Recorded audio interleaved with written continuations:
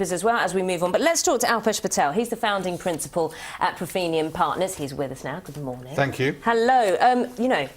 This poll changing. Yeah. For the first time, we saw on Sunday a poll saying the yes vote, the vote for independence, Scottish independence from the UK, was edging ahead. And it made the front pages, and it's got politicians kicked into action. Front page saying last stand to keep the union. I would not be surprised if a lot of the no-side politicians are panicking because, as you say, it's the first time it's tipped to the other side. One thing you have to respect, whatever your personal views are on this, is that there is a majority of the people, according to this poll, who want independence. And there's nothing more democratic than a vote, and there's nothing more democratic than a vote for independence. Just to be clear with this poll as well, sorry for interrupting, it hasn't taken into account the undecideds, so to speak. Just for the... No, absolutely, and with any poll clarity. there's going to be margins of error. It's going to be... it's not the real thing, and therefore there's always huge errors regarding that. One of the things that's going to happen as a result of this poll coming out is, of course, the Prime Minister is going to be under a lot of pressure because people are going to say, wait a minute, what was a Tory Prime Minister thinking, given that there's only one MP out of all of Scotland which is Conservative? Is this a protest vote against the Tories as well as a pro-independence vote? Of course, very much so pro-independence, but is it a protest vote given that it's the end of a first term in government, which is always anti-government in any event? Very bad time to call a referendum. I think his judgment will now, in hindsight, be called into question. And the Guardian looks at the fact that, George Osborne, the Chancellor, yesterday saying that we're going to look very quickly at further devolved powers, etc. Many are arguing they're scrambling to try and win back the edge. But, of course, the pound is reacting already. Yes. The Telegraph is saying it could fall by about 5%. Overnight, it's fallen by just over 0.5% versus the US dollar. Are you concerned about the market impact? I have to say I was trading it last night at about 9:30 So it's your fault, is it? You're selling the pound, are you? With the markets, it's just amoral. It doesn't matter which side of the debate you're on. It was a great opportunity to make money. If anybody is trading currencies and looking at this, then this kind of volatility is exactly what they're looking for. It dropped 200 basis points, dropped quite a bit, in other words, like you say, 0.5%, and then it recovered a little bit. It's been a great play, and I think there's going to be a lot of volatility coming forward because of this, and a lot of money to be made. I mean, forget George Soros and breaking the Bank of England. This could be an even bigger trade for the hedge funds.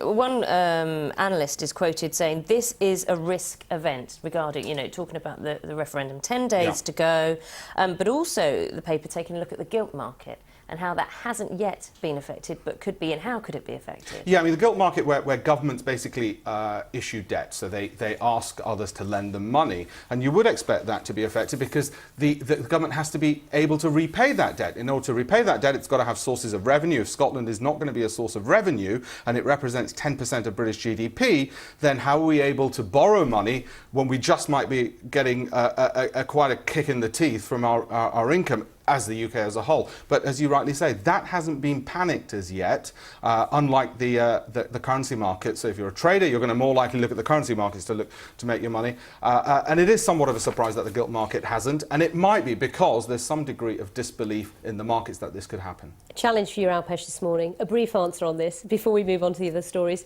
How do you think it's going to go in 10 days? Your prediction? I actually don't think the yes vote will get it over the edge, just because it's been, just looking at the polls... Short answer, remember. Just because looking at the polls, this is the first time it's actually just switched over that edge. Although they've got momentum, I don't think the numbers are quite there. OK. Who knows? 10 days, a lot can change. Front page of the Daily Telegraph. Of course, we've heard that President Obama this week on Wednesday is going to set out his plan. He's been under a lot of pressure to do more against IS, Islamic State militants. The political pressure here in the UK as well is obvious, isn't it?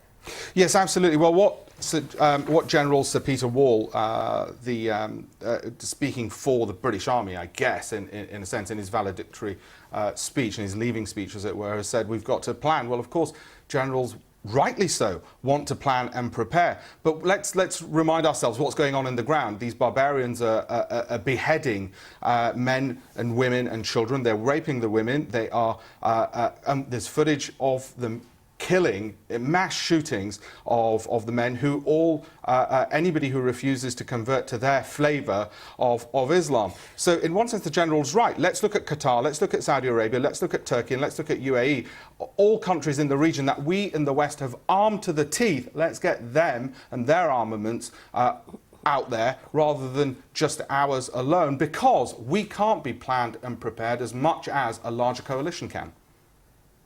Right, let's move on. Obviously, there's a lot more to say about that, but time's of the essence here, I'm afraid to say. Very quickly, give your view on this story about Brussels warning City over bankers' allowances to sidestep bonus cap.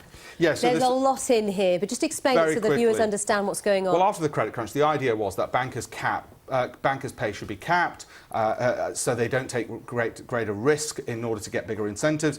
It looks like the bankers, surprise, surprise, have found a way around this with a loophole where they get cash allowances. God knows how much cash it takes in suitcases. But anyway, I'm assuming they get big, hefty credit cards, and so they found a loophole. What worries me is, why is this a discussion point at all when you consider, and I looked at 3 of the banks, Lloyds, Barclays and HSBC, their share prices are below or at the level they were in 1999, at the level they were at the turn of the millennium. These bankers, for whatever they're getting paid, cannot add to shareholder value, create any wealth in their own banks, except for themselves. So I think it's more than... Sorry. They should be getting paid at all, is my point. but very quickly, what can the EU do about this? Because it looks like the EU is going to sort of say, hang on a second, City of London, you can't get away with this. They're going to try and legislate. The legislation for caps hasn't come in yet. The City of London is obviously going to resist that because it's a major financial centre. It wants to keep things the way they are. So I suspect it's going to be a to and fro battle. The EU will legislate and the bankers will find loopholes and get ever-increasing pay for not being able to give us, who are their shareholders, any returns. Let's look at the New York Times, the International New York Times. It's taking a look, it's got a piece on how countries are paying think tanks in the United States to help influence policy. Now, in the UK, there's a very different system when it comes to lobbying and think tanks, and you're actually on the council of Chatham House. For the past 6 years, I've been on the council of Chatham House. So just explain how the system works and why, this is interesting like Chatham House in the UK, which is the number 2 think tank in the world, they will do research, and that research will be used by corporations or by government in order to formulate foreign policy or other forms of policy, Chatham House being a specialist in foreign policy. When I worked in Congress, it wasn't just, say, the smoking lobby, the tobacco lobby or the arms lobby, which would be lobbying, but it'd be, of course, Israel is the most famous of any nation when it comes to lobbying, and they've been the best at it to ensure that US policy was pro-Israel. Then the Saudis caught up, and so it became more balanced between Arabs and Israelis in terms of foreign policy.